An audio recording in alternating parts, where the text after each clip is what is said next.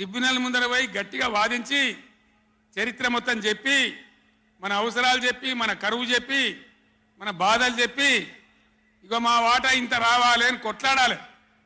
అది మొగోడు చేయాల్సిన పని, ప్రజల మీద ప్రేమ ఉన్నోడు చేయాల్సిన పని. మీకేం కోపం వచ్చిందో, ఏం భ్రమల పడ్డారో, పాలిచ్చే బర్రెను ఆయన అమ్మేసి దున్నపోతుంది తెచ్చుకున్నారు. ఇక తర్వాత ఏం నడుతుందో 3వ నెల మీరు కళ్ళారా చూస్తున్నారు. చిన్న చిన్న విషయాలు పర్వాలేదు, కానీ మన జీవితాలనే దెబ్బకొట్టేటువంటి కృష్ణా జలాలు కేఆర్ఎంబి అంటే కృష్ణా రివర్ మేనేజ్మెంట్ బోర్డుకు భద్రపల్లాగబోయి అప్పయిపోయినారు ఈ గవర్నమెంట్. ఇదే జిల్లాలో ఉన్న మంత్రి ఉత్తమ్ కుమార్ రెడ్డి మొన్న మాట్లాడిండు అసెంబ్లీలో, మీరు కూడా విన్నారు.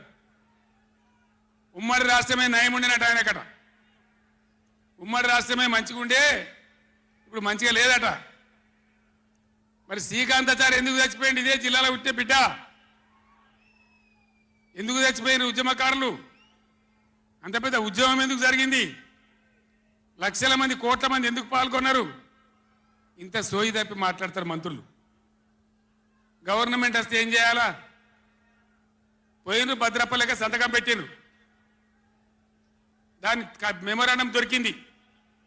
నీళ్ల మంత్రిగా పనిచేసిండు కాబట్టి, అనుభవం ఉంది కాబట్టి, నష్టం ఎంత వస్తుందో తెలుసు కాబట్టి వెంటనే హరీష్ రావు గర్జించిండు.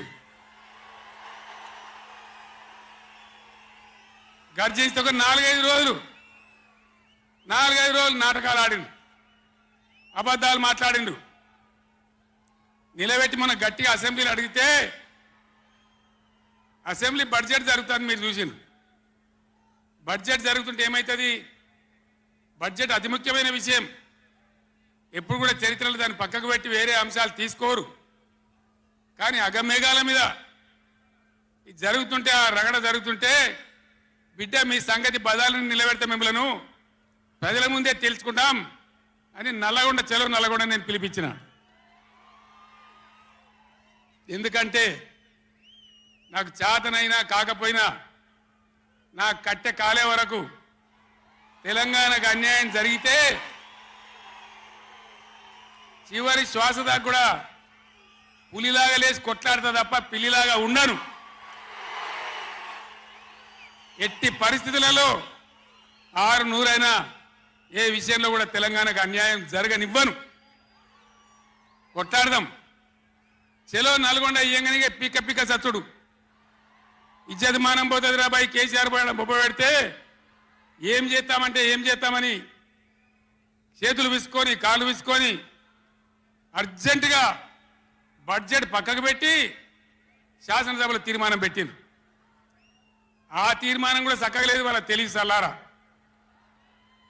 సాగునీళ్ళు తాగునీళ్ళు అని పెట్టినరు, కరెంటు ఉత్పత్తి పెట్టలేదు మళ్ళీ దానిలో. ఆ తీర్మానంలో కూడా అంత తెలివి తక్కువ తీర్మానం. అది పెట్టి ఇక మామ అనిపించుకున్నారు. అయిపోయింది కదా. ఒక రైతుకు పంట పండిందట, వడ్ల రాసి అయింది. ఎందుకంటే రాసి ఎవడు ఎత్తుకపోకుండా పొత్తు పోసేది, పొత్తులు ఆ బూడిదో శుద్ధో ఏదో పోసేది. పక్క రైతుని పిలిచి పొరుగు రైతు పొత్తు వైరాబాయ్ అంటే, ఉంటే నాకేంది పోతే నాకేంది పులిగోవాలి కానీ పొత్తు పోసిందట. ఇలా ఏం పోతుంది? వాళ్ళకు కావాలి పదవులు, వాళ్ళకు కావాలి పైరవీలు, వాళ్ళకు కావాలి డబ్బులు తప్ప ప్రజల హక్కుల గురించి లేదు. నాడు లేదు, నేడు లేదు. దయచేసి నేను మీ అందరినీ కోరేది ఒకటే, అన్ని సందర్భాల్లో పోరాటమే ఉండదు. అవసరమైనప్పుడు పోరాడాలి, పోరాటానికి సిద్ధంగా ఉండాలి. అవసరమైతే